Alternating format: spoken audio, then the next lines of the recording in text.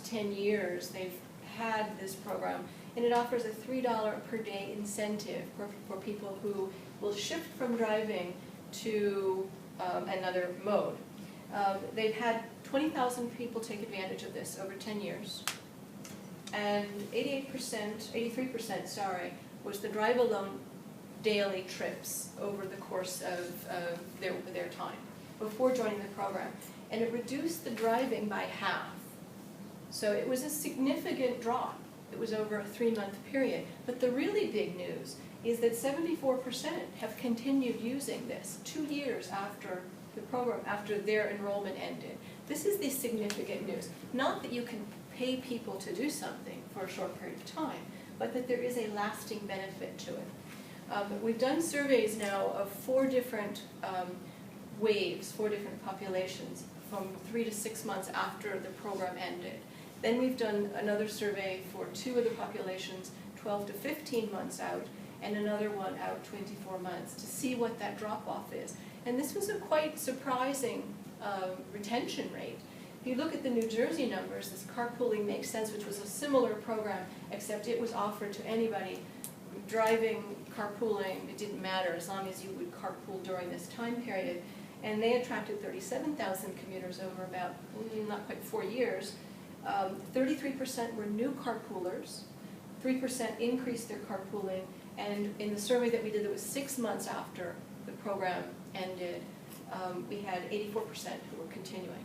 So the incentives have value in getting people to try something, but then even when they're not getting the money anymore, many of them will continue.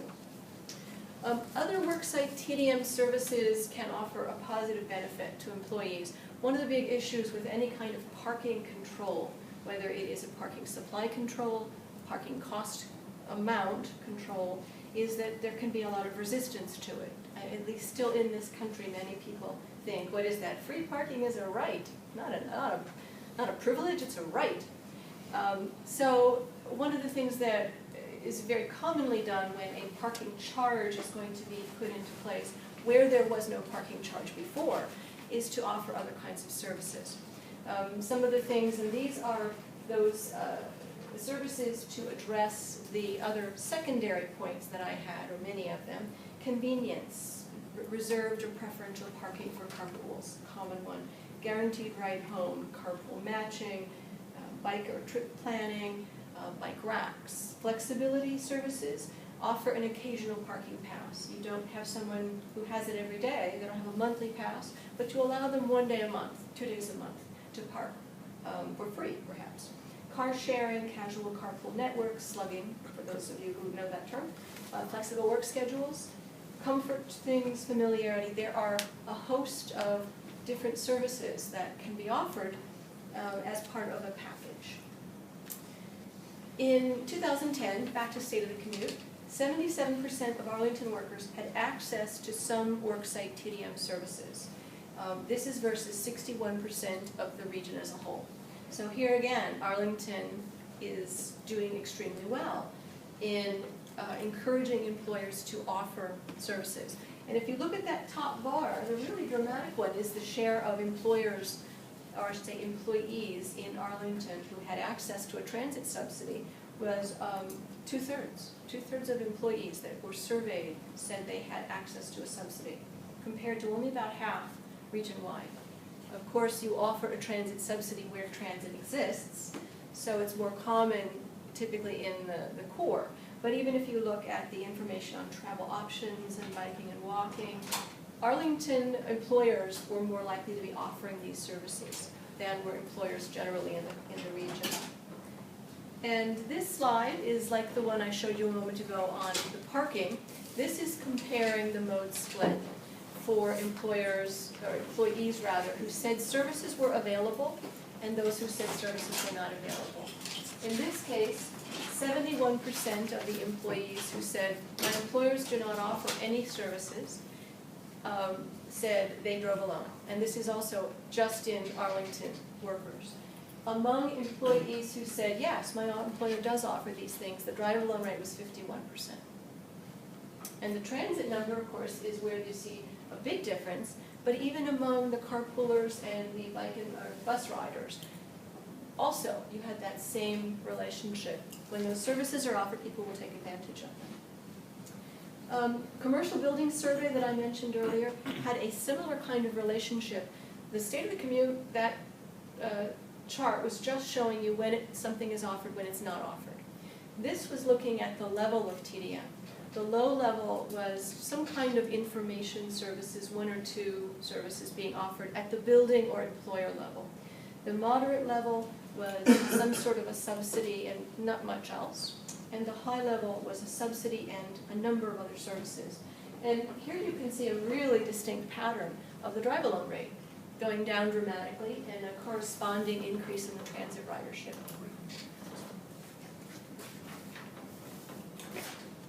The last thing I want to talk about quickly is neighborhood characteristics. What I've been talking about so far is things you can do at a work site, for the most part. Things you can do or things you can change. There also is the consideration of what is around you. You have to take into consideration the context of where the building is. And there are a couple of things that we found through the commercial building survey that were important and that I think just make reasonable sense. First of all, mixed-use development. If I have services nearby, shopping services, lunchtime services, I'm less likely to need a car during the day. And so I am perhaps more likely to try a non-driving option to get to that work site, since I can walk or take a train or a bus or something around the work site. Limiting on-site parking, here's this kind of the bad news. Limiting on-site parking will obviously reduce the number of people who can drive to that building. But it doesn't mean that they won't be able to drive to that area. And if there is surplus parking in the neighborhood, that could just as easily be where people park. We found from the commercial building survey, I mentioned that $100 parking charge seemed like a threshold. We did not see that same relationship with the amount of parking that was available in the building. It was sort of a surprising finding until you realized there was enough parking around those buildings, in other buildings nearby, that if I wanted to drive, I might pay for it, but I could find it. So you have to consider parking not as a site variable, but as an area variable. Those cars can easily be parked somewhere else and people will be willing to walk a few blocks. Limiting on-street parking, I think most of the neighborhoods here have limited parking.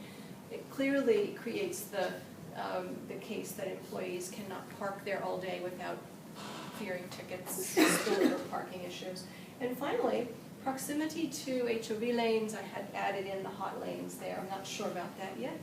But research that's done by COG as well as the State of the Commute has shown that the availability of HOV lanes has a tremendous impact on people's willingness to use a carpool, not just because they can bypass the traffic, but because they have a predictable amount of time for traveling.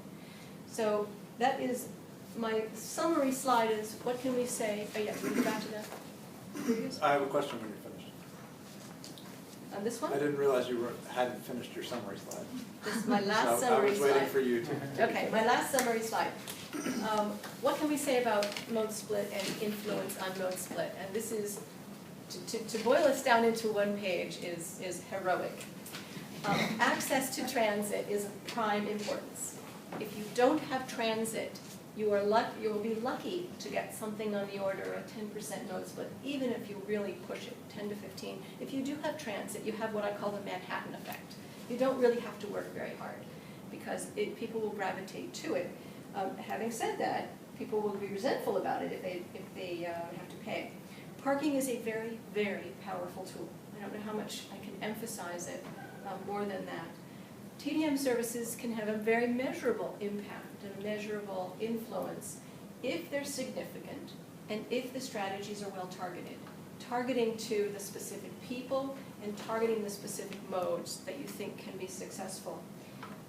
Information is essential, but it's not enough. What's the term? Sufficient but not, what's the term? Necessary but not sufficient, I think is the term. Quality is more important than quantity when it comes to TDM strategies. Services, if you give people $1,000 to do something, that thing alone would be far better than if you spread out your money over 100 things, none of which is really important to people. The TDM impacts are most important when they're localized. By that I mean at the building level, even at the employer level. Integrated packages are the best. And finally, commercial TDM will be most successful if property managers and employers are all involved. In the commercial building survey, we combined the employer TDM and the property TDM together, because from the employer's perspective it doesn't matter. But without the employer, there's a lot of the TDM things are not easily done at the building level. They're more easily done at the employer level.